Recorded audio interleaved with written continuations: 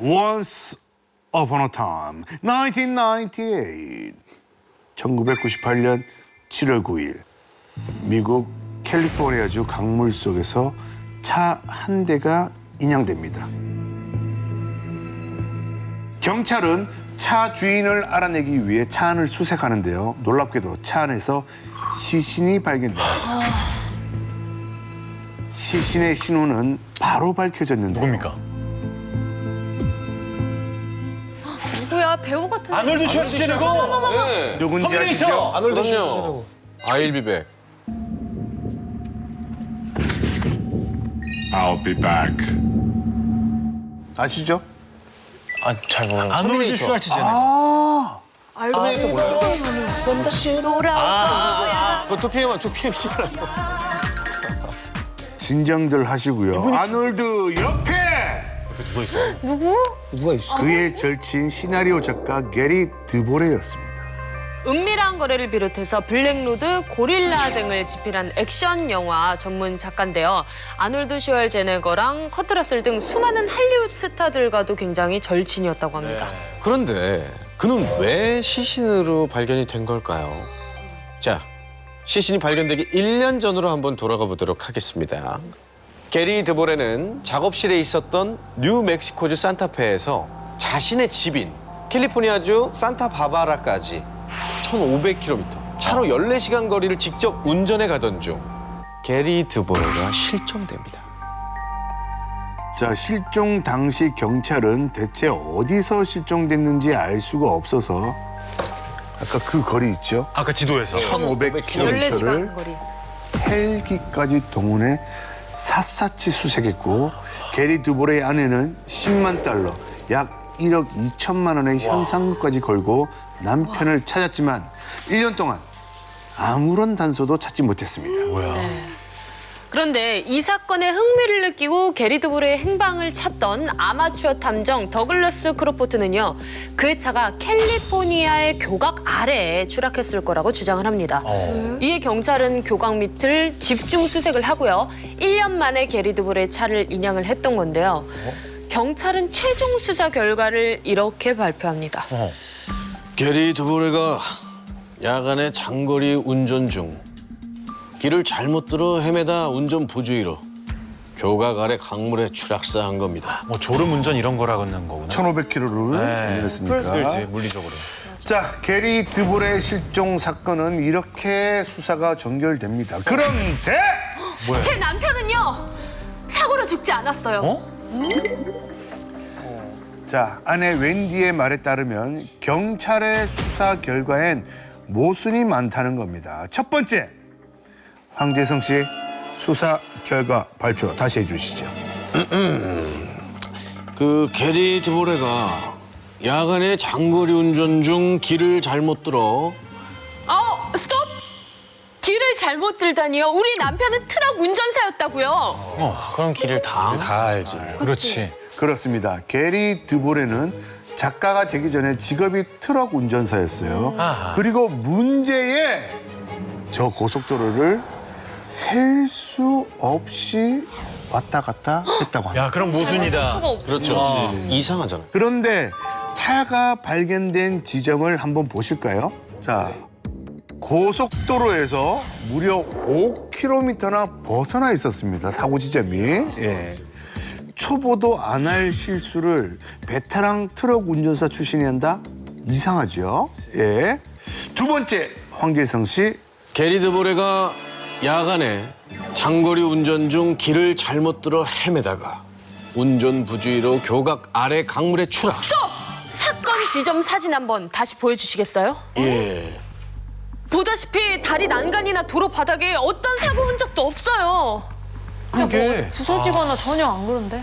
그렇습니다. 교각 아래 강물에 떨어지려면 교각 난간에 부딪히고 추락해야 되는데 훼손된 흔적이 없었고 심지어 보수 공사를 한 기록도 없었습니다. 아, 이거는 뭔가 이게 수사 자료가 찾았다.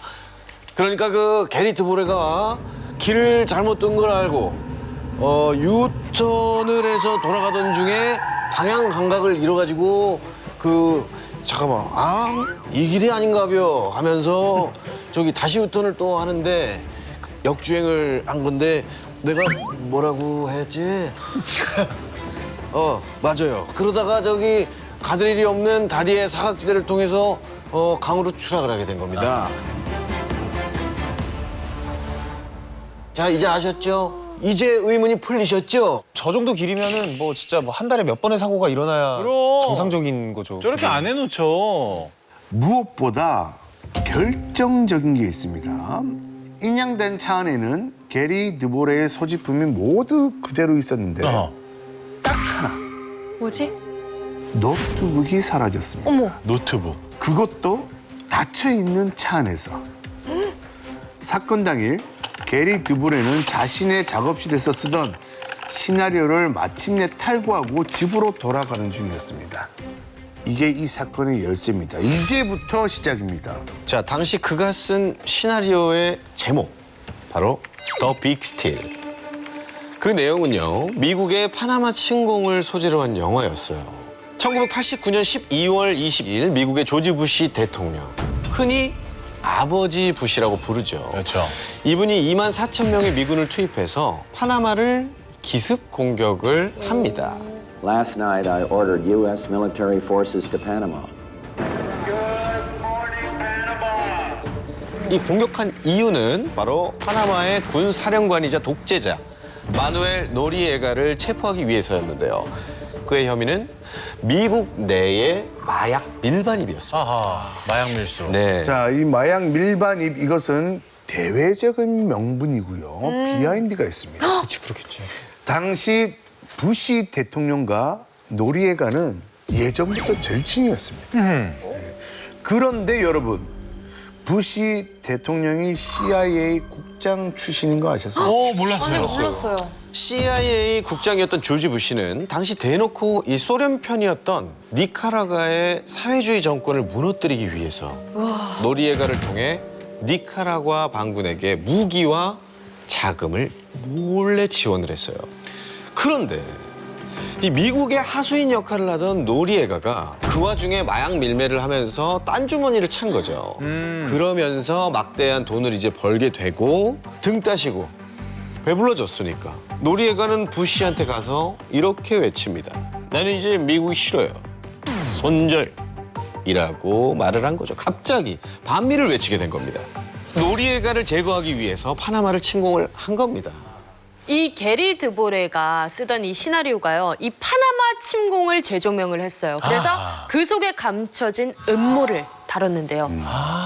사실 파나마 침공은 단순히 반미를 외친 노리에가를 제거하기 위한 것만이 아니라는 겁니다. 또 뭐가 있어요? 당시 많은 미국의 정치인과 관료들이 노리에가로부터 금품 수수, 성접대를 받았으며 그 모습이 담긴 비디오 테이프로 미국 정부를 협박하자 파나마를 침공했다는 내용의 시나리오였습니다.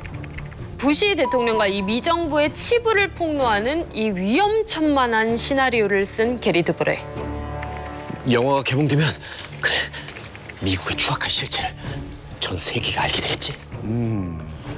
자, 이렇게 되니까 노트북이 사라지고 게리 드보레가 사망한 이유 이제는 좀 이해가 되지 않습니까? 냄새가 나죠? 네. 근데 약간 탐사 프로그램도 아니고 허구가 섞인 영화인데 그걸 가지고 사람을 죽였다고요? 날카로워요. 네. 송곳이에요. 네. 틀렸어요. 양정부주. 아야. 하지만 게리 드보레가 쓴 시나리오가 픽션이 아닌 진실을 알고 쓴 시나리오라면요. 그럼 얘기가 달라지지. 자, 이제부터 더 심각한 음모가 뭐지? 펼쳐집니다. 게리 드보레의 베프였던 한 남자가 있습니다. 뭐야? 자, 배우 같은데? 아놀드 슈왈츠제네거 아니에요? 맨인 블랙의 여원 K. 바로 배우 토미리 존스입니다. 1981년 게리 드보레가 쓴 영화 블랙로드에 출연하면서 두 사람은 친구가 됐는데요. 토미리 존스는 게리 드보레에게 사촌 체이스 브랜든을 소개를 해줍니다. 체이스 브랜드는 25년 동안 파나마 지역에서 이 CIA 특수 요원으로 근무한 인물이었습니다. 게리 드보레는 케이스 브랜든과 친해지면서 파나마 침공의 비하인드를 자연스럽게 듣게 돼요.